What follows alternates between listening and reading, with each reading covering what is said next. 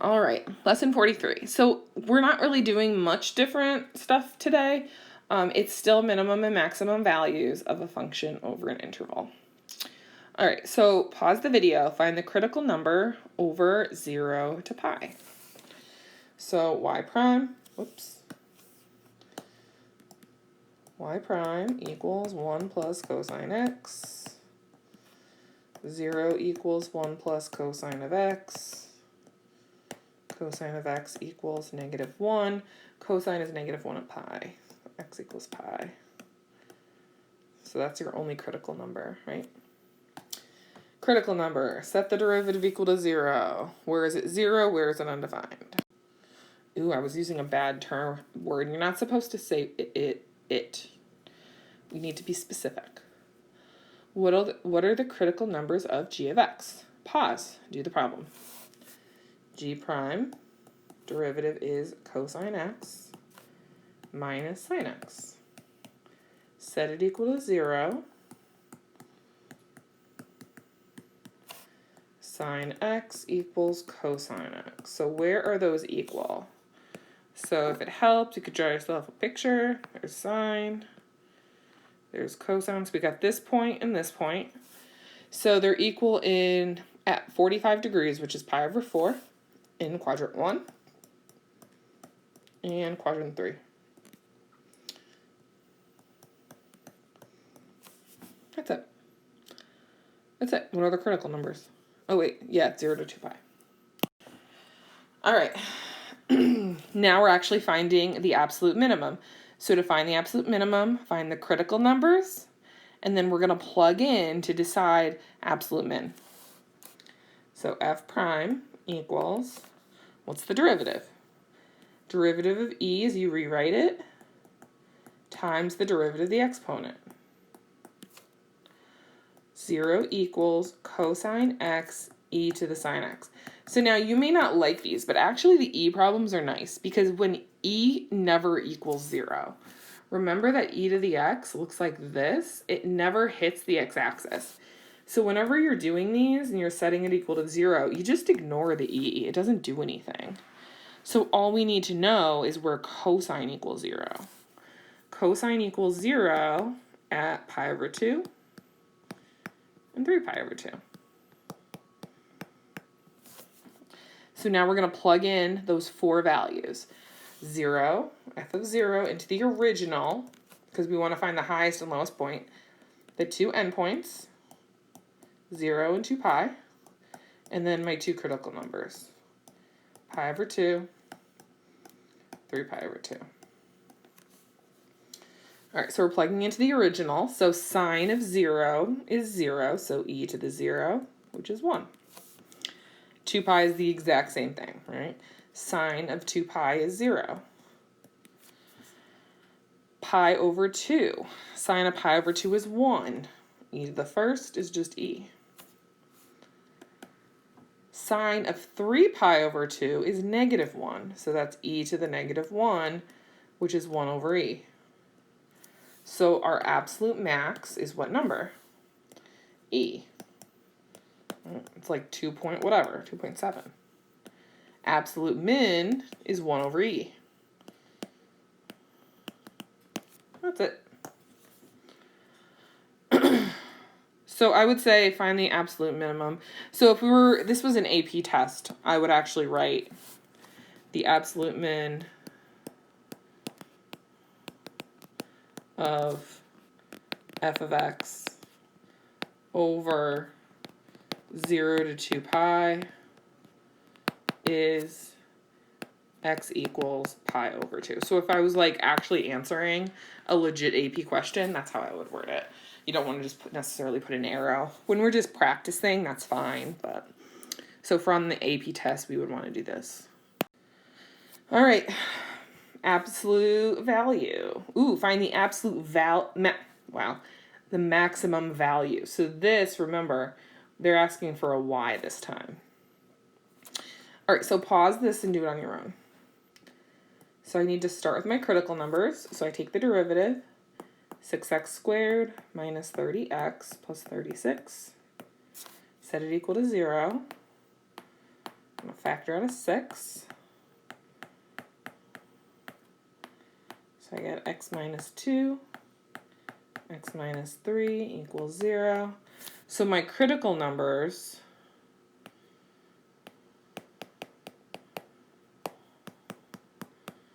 are x equals 2 and x equals 3.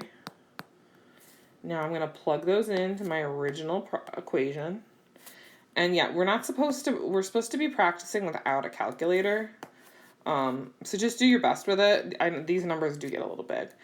F of 0, f of 2, f of 3, and f of 4. All right, f of 0 is 0, so that's nice. Let's see. 2 times 8 is 16. 15 times 4 is 60. Plus 72. What's that? 16 plus 12 is 28.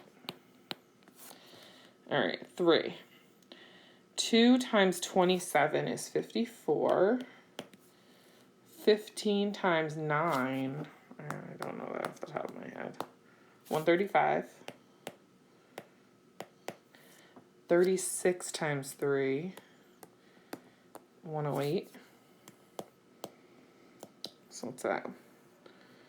Those give me 162 minus 135.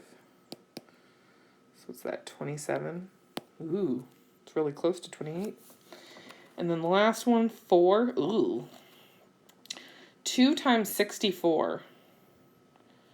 2 times 64. 64 doubled, 128.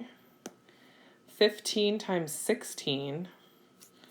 I don't know 15 times 16. 15 times 16. 30. 240. And then 36 times 4. 24. 144. Let's see. That's 272 minus 240. 32. Whew. So that 32 is our absolute max value. Right, that's our max value. Yeah, that was annoying with all those numbers. Okay, local extrema. Let f be a function in the closed interval. Let u and v be numbers in I, that's the interval.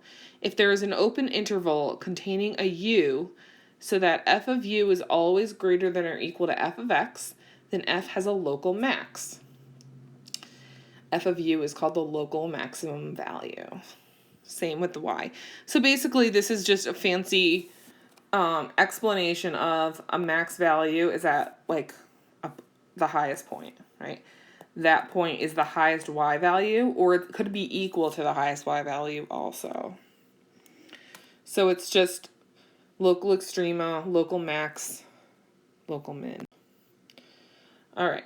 If a differentiable function f has a local maximum or a local minimum at c, then f prime of c equals 0. So it's basically another way of saying, like, we're talking about critical numbers here. All right, so now looking at this picture, describe the graph below. Describe whether the graph below has an absolute extremum or a local or neither at each of the x values. So let's label these as local or absolute. L for local, A for absolute, or N for neither. So just go through. What do you think each of them are? All right, so this is, and they could be both. They could be both, so keep that in mind.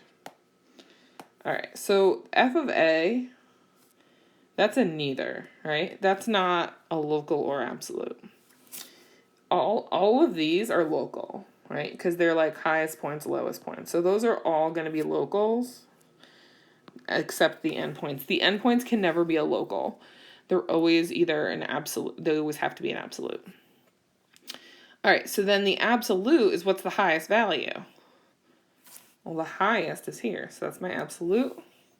And then my absolute min is down here. So you can have a local can be an absolute. An endpoint is only an absolute, though. It can't be a local. Because, like, if it's the highest point, that's like awkward, right? That's the end. You can't really tell that that's the highest point necessarily. All right, last one. Find the absolute max and absolute min values of f. So start with your derivative. So f prime equals 2x, 2x minus 5. Set those equal to 0. We get x equals 0 and x equals 5 over 2. Plug into the original. F of 0, f of 2, we should check that endpoint, f of 2.5, and f of 3. Do we have to plug the 2 in? Let's see. If I plug that in, the derivative at 2 does not exist. So we can't, no, it's not gonna, 2's not gonna work. Because, wait, find the absolute max, absolute min values. Yeah, the 2, it's not even differentiable there, so we can't do that. So f of 0 is -1. Oh, my pen's turned off. F of 3, so 3 is here, so that's 9 minus 15 plus 9, which is 3.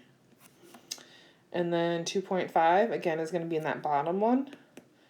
So that's 25 over 4 minus 25 over 2 plus 9. That's 25 over 4 minus 50 over 4 plus 36 over 4. What's that?